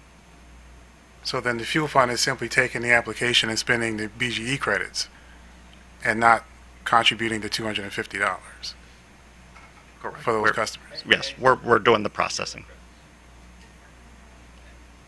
They're also facilitating the other things that Tammy mentioned in terms of from other organizations, other donor credits that go into that before BG then does the part. Perhaps I can illustrate this in a bit of anecdotal here. We had a client last week. We've created a list of resources that we are able to provide clients with. That is a list of different community stakeholders that are able to help with clients. We had a client last week who accessed those resources, and she found 14 different community resources that were able to help her.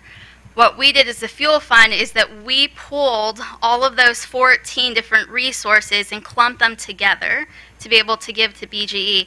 That equaled about $1,900 worth of monies from different resources that we were able to facilitate for that client.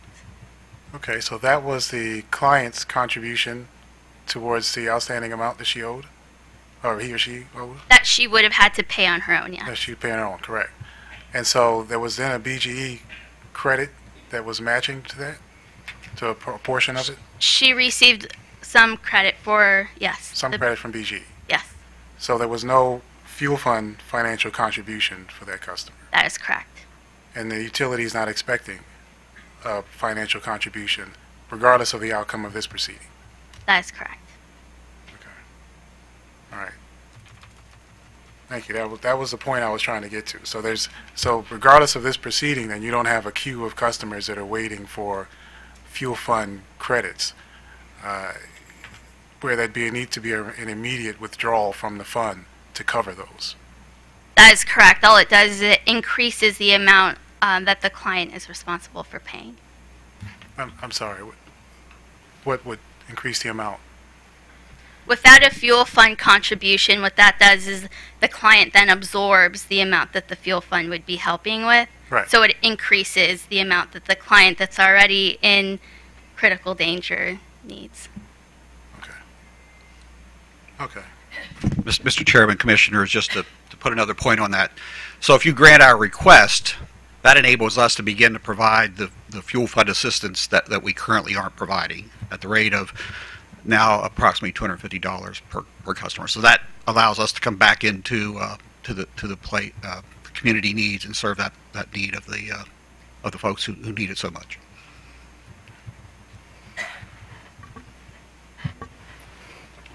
Okay. Could you you said earlier, thank you for those answers, by the way. You said earlier that you expected an influx of contributions and resources during this season. This is the big fundraising period for the fuel fund. Yes. Is that correct? Did I hear that correctly? Yes. Okay. So is this going to impact the flow of what type of impact are we looking at here for the flow of resources to the fund? So the flow, we are in our high season, and it will start to tail off after the beginning of the year as far as revenue raising. But we continue to have inflows throughout the course of the year. Right now we're ramping up in sort of the assistant needs time. So I think the the fund currently has enough cash on hand right now to provide, 3 months of operating expenses without including any bill assistance coming out of that. And as we continue to, as we mentioned before, we're able to sustain operations based on the funds that we bring in today and be able to provide a much smaller level of bill assistance than we're able to do without the QEF funds. Okay. Commissioner Linton, if I can interrupt, how much cash do you have on hand right now? I would say roughly 250,000. Is that just your operating account? Yes. Is it fair to say then that well, let me ask for your response to the staff's characterization of the fuel fund's current status. It's on page 6, in that same paragraph I was referencing earlier, page 6 of their buck sheet. And I can read it for those who don't have it. The fuel fund has informed staff that it has operating funds sufficient for approximately 2 to 3 months of operation. That's correct. That's So as of correct? today, the cash that we have on hand would provide 3 months of operations for us without providing any bill assistance dollars. That being said, we continue to bring in revenue on a daily basis as we are through this high earnings season. So we would expect that to increase until such time that we determine that we have enough money on hand to start to be able to provide bill assistance grants going forward. And has there been some, in light of the current financial situation of the fund, has there been some effort to accelerate or enhance the outreach efforts to raise more funds? I mean, are you basically doing the same thing you've always done, or are you doing something additional? We've been doing extra, looking for emergency grant opportunities out there from various local organizations, foundations, grants. And I guess I know I've taken a bunch of time already. My last question regards the organizational structure, and the commission doesn't really have a lot of role in that. I mean, the fuel fund is independent of us, as the chairman already mentioned. So I don't want to go too far there. However, I'm just curious as to what steps the fuel fund has taken to make certain that a situation like this doesn't occur again. And these would be steps that you've taken, I guess, since your vote in end of October. Because prior to that, according to the comments that we received, you weren't aware that this was a problem or an issue. So since that time, what have you done to make certain that this doesn't happen again? Yeah, I would say that we have put processes into place to monitor cash on a daily basis. That's probably the biggest step that we've taken. That was the sort of how we got in, one of the key items, how we got into the situation that the former executive director was managing to budget as opposed to monitoring cash. And so since the middle of November, I have taken it on myself as treasurer to make sure that I'm monitoring cash on a daily basis, sharing that information with the rest of the board, and also diligently trying to project out sort of a cash flow statement 6 months out. Okay. I'll stop there, Mr. Commissioner Linton, I'd also add that what's happened since this has occurred is that the executive committee has taken turns to each spend a day at there. So there's always a member of the executive committee that have taken time from their work to be at the fuel fund during this period of time, recognizing the crisis, recognizing the need to monitor this and move forward. This is by no means a passive board. They have really jumped in to look at this, and we think that effort will carry forward to developing the strategic plan. The ideas have certainly been percolating as this has gone on, to helping them raise more funds in the future. Emergency grants were mentioned as well. The contacts they're making with grant-giving organizations, other local organizations, where they can raise additional funds. Okay. Thank you. Thank you, Mr. Chairman. I'll stop at that point. Thank you, Commissioner Linton. Commissioner Herman. Thank you, Mr. Chairman. Can you tell me, you said that you were in agreement with People's Council's recommendation that you would file a strategic plan. What would that plan include? I think the plan would include both everything from staffing of the commission to raising of revenues. They've really gotten to the point in terms of the efficiency of the services that they're providing with the partner agencies that is not as much a part of it. And I think I'm going to let the President speak to this in more detail. But I think, like all plans, it's about what other internal efficiencies can we achieve and how can we raise revenue. Well, I appreciate that. And so, the reality is, I have some concerns with our jurisdiction. What is it, Mr. Seelaw, we would do with this plan? Would we approve it? And if so, what kind of legal effect would our approval have on the operation of the Maryland Fuel Fund? I think we're thinking of it as a condition for allowing us to continue to use the funds, and for you to see the stewardship that we've taken, why we continue to use those funds.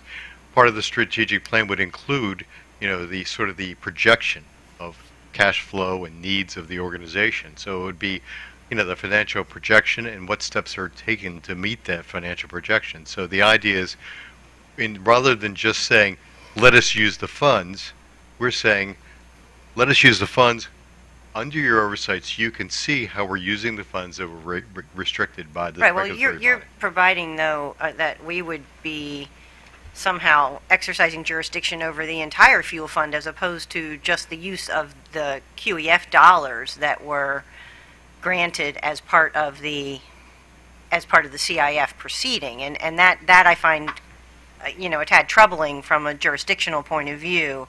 Nor would I want this commission to sort of take on the responsibility of the fuel fund and its operations by somehow endorsing, even if we didn't approve it, somehow endorsing a plan, and then if the fuel fund were to continue to have issues, somehow is this commission on the hook for something that we really don't have jurisdiction over? I really appreciate those comments, Commissioner. I think when I think about a strategic plan, I think about things right from the very beginning, right? So refining mission, understanding our strategic position in terms of our employees, in terms of our partners, in terms of our customers, in terms of our community. So in order for this commission to have context into how we would strategically plan to use QEF dollars moving forward, I think in that spirit, that would be why we would want you to see a full strategic plan. However, I agree with your comments that we would not want the commission to feel that they were taking ownership or liability in terms of our planning process. It would be to provide context of how these dollars integrate into a full, more robust workings and plan for the Fuel Fund of Maryland. So I hope that helps. I appreciate that. Thank you. So before the CIF dollars, was the organization of the fuel fund vastly different that required in October a cash infusion from the fund? In October of this year. Of this year. Because previously you operated for many, many years, and and I know Ms. Vani, and I appreciate that she's here today. As all of you, I think we all appreciate that the board has come here today. But the fuel fund operated for many, many years. For as long as I've been in the industry, the fuel fund has been there and providing assistance to those who need it. But so I'm a little confused as to how we ended up in this situation, since the fuel fund had been operating for many, many years before, yes, without these dollars. Yes, so I think that's a wonderful point, and that's where I would clarify CIF versus QEF. So yes, the Fuel Fund of Maryland, so go back to the mission, to provide financial and educational resources to vulnerable Marylanders in an ability to help them with home and heat utility needs, right? Energy needs. Those two words are important in terms of financial and educational. So in that mission, in that existing mission, those words have always been vital into what we do. So before we applied and were granted the CIF funds, the Fuel Fund of Maryland lived that mission, but lived it in a different way. And so when we received CIF funds, the Fuel Fund saw this as an opportunity to expand our mission and to live our mission in a much broader way. So in things like So the evolution of how we're able to deliver this mission. So Cami, you heard, discussed bill assistance in the terms of this facilitation mechanism in addition to the financial, right? So this is this education meets financial part of our mission. So the financial component is certainly a major endeavor, but the CIF funds enabled us to, one, expand on the educational side. So this is the expansion of Watt Watchers programs that you saw. This is academic testing to see if those programs actually changed behavior. So this is our work with MIT and with universities moving forward. Are we doing the right things in order to make change that is really going to address an energy affordability gap that's out there? So the CIF funds enabled this sort of expansion into energy affordability solutions that is vastly beyond a financial commitment to bill assistance. In addition, the bill assistance model was able to also get a bit of an uplift and an upgrade. So this is where you see our efforts to improve the actual deliverability of our service. This is the Salesforce implementation, which should not be taken lightly because from a corporate background, most people kind of chuckle when they hear about Salesforce implementations. They're very difficult. But the reason that you go into a project like that is because you want to be able to deliver service and get help to people quicker. So part of the CI funds enabled us to implement the types of technology that would help us cut down a 2-hour time frame to 20 minutes, speeding the ability for us to get help, and that's help both financial and educational as per our mission to the people who really, really need it. Things like, this ability to, I think the expansion, and I'll go back to Watt Watchers, and I apologize, I'm a little going back and forth. This is a multi-channel, multi-platform program now, and I think... I'm just going to stop you there because I know we've taken up a lot of everybody's time, but what I'm just trying to understand is if the commission were to grant your proposal, what you request, and the funds are, the QEF funds are gone in, say, 2 years, what happens at that point? I mean, I think it's my understanding that based on what I've read, that the QEF was meant to be a long-term endowment. It may not be a lot of money, but it's money that helps keep the fuel fund, year upon year to be able to help it with its cash flow and so on and so forth. But if we grant your proposal, that money's going to be gone, and then you're going to end up in the same position, but it won't be coming to us because we won't have any, presumably won't have any more CIF monies. But so I guess that's really, it's a short-term. Should we do it a short-term fix, or should we try to go back to the original approval, which was based on a long-term fix? And so I don't, I'd like to hear, as briefly as you can, what the board's position is between the short-term and long-term, and why the board chose the short-term. Yes, I understand your question, and just to briefly summarize, the whole point of that diatribe was we are a different organization today. Right, so we are evolving. We are constantly evolving to help Marylanders. We believe this is both a short-term and a long-term play. And the reason that is the case, if you grant our proposal, you are granting us the ability to ask strategic questions and have the time to be able to vet those properly while still serving the needs of vulnerable Marylanders. And what I mean by that is strategic questions around things like, what does the fuel fund view its mission to be? Is it still financial and educational in terms of how we support vulnerable Marylanders? In terms of what does a QEF or some sort of endowment fund mean in terms of our ability to fundraise in the future, into our ability to raise in the future? How do we communicate that message effectively so that we are both looking at long-term sustainability while not shooting ourselves in the foot for short-term gains? We have to look at both, and it is, I believe that by granting our proposal with the proper oversight and being here and having audience in front of you today, gives us the ability to not only tackle short-term needs here in this very cold part of the year, but also to strategically plan for the long term without us being reactionary and without us being in crisis. Okay, thank you very much. Thank you, Mr. Chairman. Thank you. Commissioner O'Donnell. I wanted to ask the Fuel Fund of Maryland, you talked about your former executive director a few times. Do you have an executive director now? We do not. The executive committee of the board is actually acting as, each being there for a day in that role. And, as well, the staff has stepped up to take on additional responsibilities. So no, we do not have an executive director. When did your current, or your most recently departed executive director depart? November 16th. Okay. Okay. Thank you. I got follow-up for staff. In 2012, when the merger order was issued, the SIF was created, right? And we ordered BG&E to create the SIF. And the fuel fund at that time was awarded $14.871 million, correct? $8.9 million for to enhance energy assistance offerings, $882,000 to support education awareness through Watt Watchers, and $5 million to create a quasi-endowment energy assistance fund. And that original agreement was codified in condition of the merger, correct? That's correct. And when we adopted the fuel fund's original proposal for the QEF, we adopted their management principles that you lay out on pages 3 and 4, correct? That's correct. And so they're bound to that, effectively bound to manage a merger commitment. We wouldn't let a company change a merger commitment, would we? And just say go ahead and change it. I mean, these were contested proceedings. These were legally contested proceedings, and now the Fuel Fund of Maryland is proposing to change, effectively, a merger commitment of two corporations.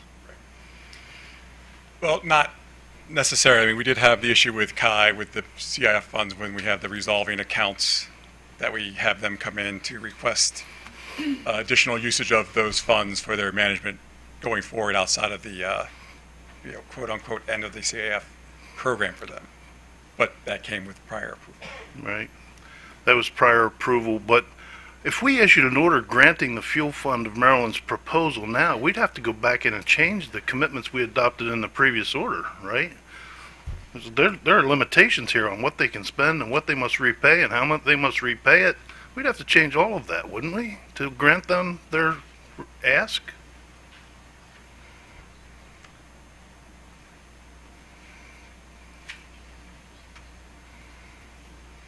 Well, you would have to you would have to at a minimum issue an order.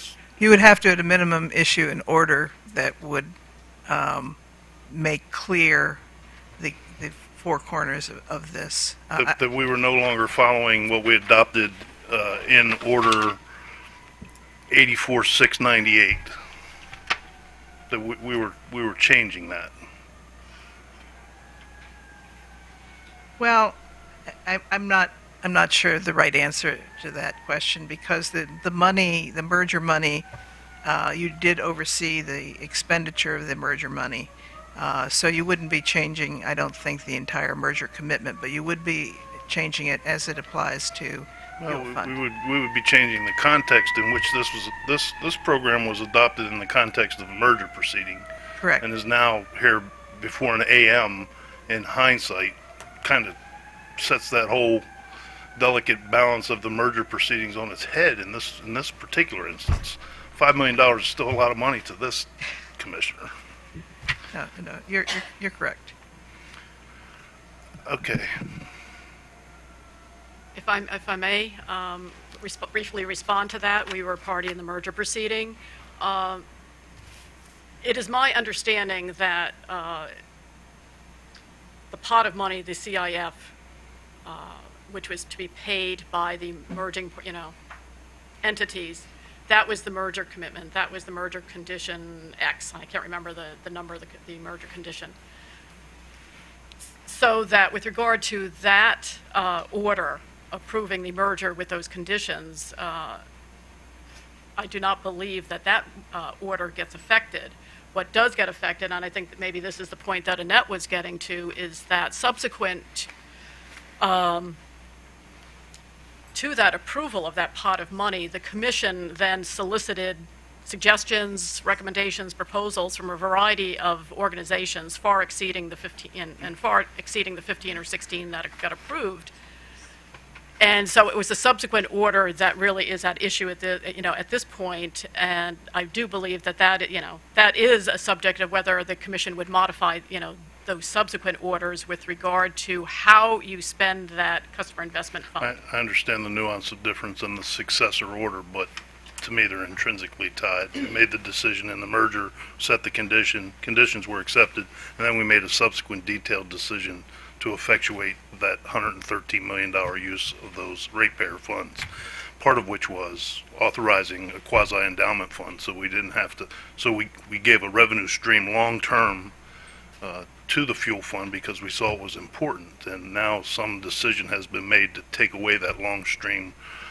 It was long stream revenue fund went away because of action of the fuel fund of Maryland. Now we're being asked to endorse that kind of in hindsight in this administrative meeting, right?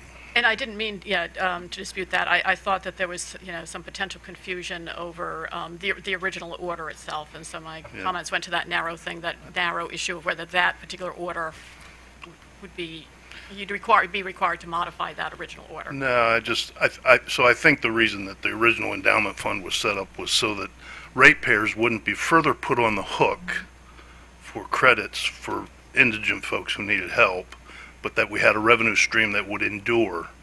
And I'm sure that the Office of People's Counsel was in favor of that. I'm sure of it because it would benefit ratepayers. Well, we at that time actually had our own proposal, which was denied by the commission at the time. But we have been very supportive on a number of matters related to assistance. Well, let me ask you this: would doing away with these funds completely and letting them spend them on a short-term basis and doing away with this QEF effectively, wouldn't that put more potential liability on ratepayers? One thing I do wish to clarify is that our recommendation was related to potential approval by the Commission of expenditures in fiscal 2019, conditioned upon the submission of those reports. So I actually did not, address the question of whether all of those QEF funds, would be expended. It was my view that the strategic plan would be looking at long-term a number of options, including kind of what, so it was perhaps more limited than maybe has been suggested. I understand. And to me, anything short of repaying those funds is going to put ratepayers at risk. But I perfectly understand that, and I understand the Balancing Act, but I also know, having worked with these issues about, bill assistance, and particularly during the heating season, and I think the discussion about switching from that three-legged stool to a two-legged stool, one of the issues that, perhaps is not as clear as it should be, I think Cammie was starting to address that, is that without that additional increment of funding, the third leg from the fuel fund, there is increasing pressure, on the individual customers.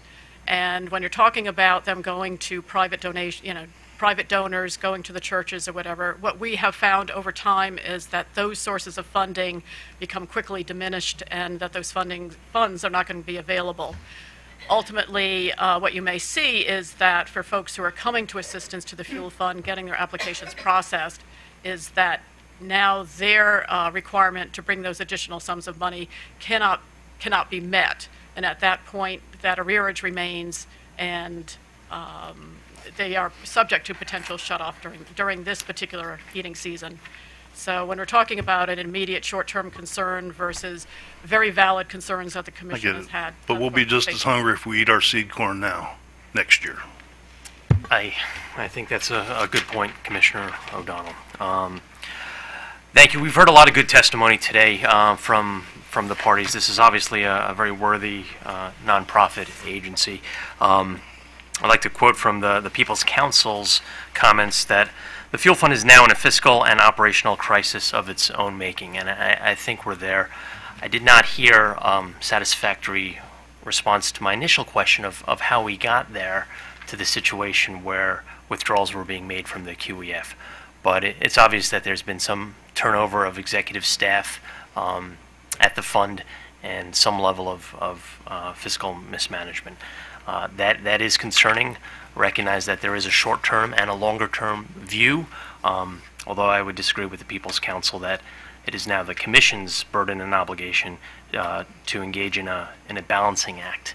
There was a violation of the merger terms of the merger order and the conditions that were outlined on staff's buck sheet on pages 3 and 4. That being said, I don't agree with our staff's recommendation either to simply have the fund pay for an auditor and do an evaluation of where this $1.3 million was spent. At this point, I don't have any reason to question that these funds were spent legitimately, and I'm not sure what an audit report is going to get us except for perhaps a detailed listing of where any funds below the $5 million threshold was spent. Beyond that, there's obviously a lot of moving parts here. I don't feel personally comfortable to make a decision on the Maryland Fuel Fund's request from the bench today. I would ask for my colleagues' indulgence, and I would propose that we take this item under advisement, subject to the issuance of a future order. Until that time, I would ask that the fund refrain from making any additional withdrawals from the QEF. Commissioners, do you oppose or support the proposal to take this under advisement? Commissioner O'Donnell. Thank you, Mr. Chairman. I will support the notion to take this under advisement. Look, I've asked some tough questions here today intentionally, and I've made some very difficult observations. But I have to tell you, nobody is questioning the important work that this fund does. Nobody. We have limited jurisdiction. We know people need help, and we just need to make sure that that where we do have jurisdiction, we're not going to be ignored, not suggesting that we were, but I have a lot of concerns that I need to think about and think through. I know it's the winter season, and I know we have to be timely in our decisions, but I will support taking this under advisement so that we can come to the best decision possible for all the interests in the state of Maryland. Thank you. Commissioner Linton. Thank you, Mr. Chairman, and I would also support taking this under advisement. As I said earlier, I've always respected and appreciated the hard work the Fuel Fund does. It offers a very unique way of providing service and assisting customers, specifically by requiring a contribution from the customer so that they've, as some folks like to say, they have some skin in the game. And so I've always appreciated that, and I think that there's a lesson to take from that even here. But I think there's a lot to learn, a lot to think about, and I support taking it under advisement. Thank you. Commissioner Herman. Mr. Chairman, I support the motion to take it under advisement. Thank you. 4 commissioners have voted to take this under advisement. As all my colleagues have stated, this is obviously a timely issue. We will endeavor to get a written decision back to the fund as quickly as possible. Seeing no additional matters before this commission, Mr. Sula. Mr. Chairman, can I just, in closing, thank you for your consideration and say that should any additional questions arise, you noted the commitment of the board. We're available to take any questions that you have that will help elucidate what is going on and what your position will be. Thank you very much. This meeting is adjourned.